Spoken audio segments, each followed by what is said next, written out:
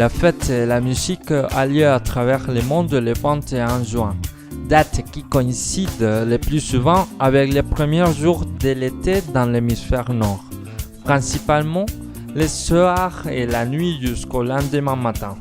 Elle est actuellement célébrée dans une centaine de pays. Divers festivals de musique locaux qui se déroulaient ces jours des solstices participent aujourd'hui à cette fête populaire. Elle est parfois connue aussi sous le nom World Music Day, Journée mondiale de la musique, bien que le nom français soit aussi souvent utilisé dans certains pays anglophones.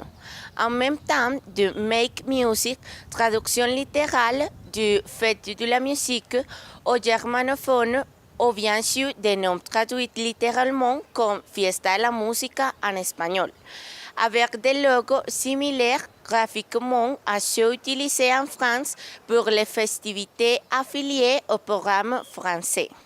Elle est d'abord imaginée en 1966 par le musicien américain Joel Cohen qui travaillait alors pour Radio France, France Music. Cohen proposait pour cette chaîne des saturnales de la musique pour le 21 juin et le 21 décembre, l'heure des deux solstices. Il voulait que les groupes de musique jouent le 21 juin au soir, jour de l'été boréal. Le projet de Cohen a été réalisé le 21 juin 1966 dans l'ouest parisien et à Toulouse. Jacques Lang, alors ministre de la Culture, et Maurice Fleuret, directeur de la musique et de la danse du ministère, donnent l'impulsion décisive à l'événement et la première fête nationale est célébrée en 1982. En 2011, cette fête s'est complètement internationalisée en moins de 30 ans. Elle est reprise dans 110 pays sur les 5 continents et les 12 hémisphères avec plus de 340 000 participants dans le monde. La date du 21 juin a été choisie car elle coïncide le plus souvent avec les solstices d'été, donc aussi un des jours les plus longs de l'année, ou la nuit la plus courte pour ceux qui festoient jusqu'à l'aube.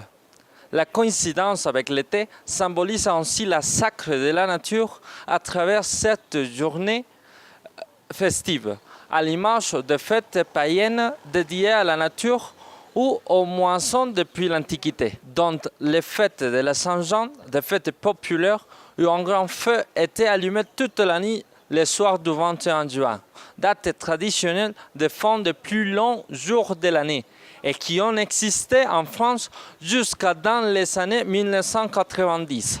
La fête de la musique a pour vocation de promouvoir la musique de toute façon, sous le slogan homophone à son nom, Fête de la musique. Elle encourage les musiciens amateurs à se produire bénévolement dans les rues et espaces publics, grâce à l'organisation de nombreux concerts gratuits d'amateurs mais aussi de professionnels. Elle permet à un public large d'accéder à des musiques de toutes sortes et origines.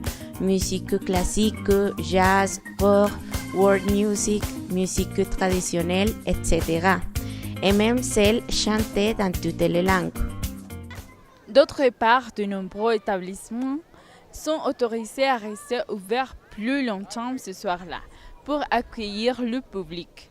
Et de nombreuses rues sont fermées à la circulation dans les grandes villes pour laisser la place aux scènes organisées ou improvisées et aux spectateurs qui déambulent d'un spectacle à l'autre. Toutefois, ce n'est pas le cas partout où les scènes sont alors montées dans des espaces mieux délimités tels que des parcs et espaces sportifs, mais aussi des salles de spectacle avec des entrées exceptionnellement gratuites ce jour-là. Depuis son lancement, son succès n'a pas été démenti lors de chaque édition annuelle. Ainsi, uniquement en France, la fête de la musique permet chaque année, selon le ministère de la Culture, l'organisation dans tous les pays de plus de 18 000 concerts par environ 5 millions de musiciens ou chanteurs amateurs, rassemblant près de 10 millions de spectateurs. Tant en France qu'à l'international, les organisateurs adhérents à une charte internationale de villes organisatrices qui tient à maintenir la gratuité et le libre accès aux événements organisés sous son label et la valorisation de l'expression musicale des amateurs. En France, selon l'ANSSI, la fête de la musique est connue par 97% des Français, dont un sur 10 y a contribué, que ce soit en tant que musicien ou chanteur, et 79% en tant que spectateur, au moins une fois depuis plus de 25 ans. Les pratiquants réguliers de musique en France compte en effet pas moins de 1,7 million de jeunes Français de moins de 15 ans. À l'inverse des chiffres de fréquentation des équipements culturels classiques, la fête permet d'attirer plus de spectateurs heureux que citoyens, et moins les agriculteurs artisans ou commerçants, grâce à la gratuité et l'ouverture la plus large possible à tous les styles musicaux qui autrement ne trouvent pas de place dans les circuits culturels usuels. D'autre part, la fête s'est avérée révélatrice de talent dans des genres musicaux populaires, alors naissants comme le rap, le hip-hop ou la techno, les danses de rue ou encore de musique des minorités notamment africaines et antillaises qui sortent de leur quartier habituel.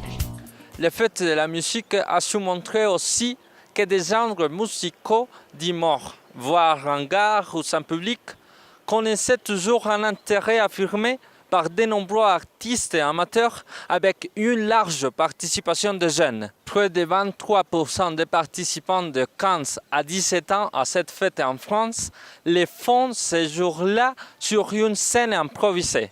Et près de 78% de ceux-ci participent ce jour-là à la fête d'une façon ou d'une autre. Et par un public qui découvre encore chaque année des créations originales et de nouvelles expressions et styles sans casse renouvelés. La fête de la musique est source de certaines nuisances sonores et l'objet de nombreuses plaintes. Pour y répondre, des lieux de rassemblement ont été mieux délimités par les collectivités locales pour n'autoriser les expressions scéniques extérieures les soirs que jusqu'à une heure raisonnable. L'espace public non destiné initialement à l'expression scénique reste donc réservé aux artistes amateurs ou professionnels qui doivent utiliser des équipements de puissance limitée et les établissements qui leur proposent un sens extérieur ne sont pas autorisés à monter les décibels pour la musique qu'ils diffusent à l'intérieur. Quelle que soit l'heure, ils restent soumis à la législation contre les nuisances sonores et notamment doivent veiller à respecter leur voisinage. La fête de la musique n'a pas encore acquis dans le monde l'ampleur et la régularité qu'elle a acquise en France, car elle dépend largement de la volonté des organisateurs locaux issus des milieux associatifs, même si l'événement est devenu dans certains pays populaires et spontané, comme dans les régions francophones de Belgique et de Suisse, ou certains pays d'Amérique latine, avec de nombreuses festivités d'initiatives locales et privées.